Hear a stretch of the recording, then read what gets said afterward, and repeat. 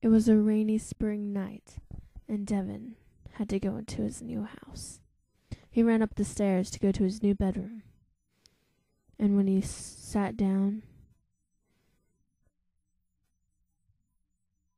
at the foot of his bed, he saw a ghost. The shock. But when he looked back, she wasn't there. He thought he'd just sleep it off. The next day, he sat down on the deck, facing the lake. He hadn't a care in the world.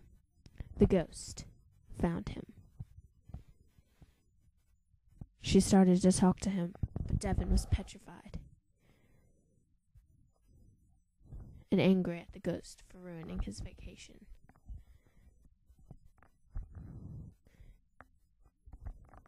She hissed at him. Scared as he was, he ran to his car. He would never come back to this house again. She was sad because he didn't know her story. When she was young, she lived in this house, her and her husband.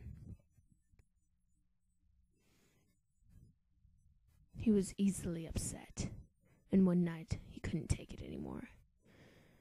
He pushed her off the balcony into the water, and she drowned. Such a bad fate. She will come for you.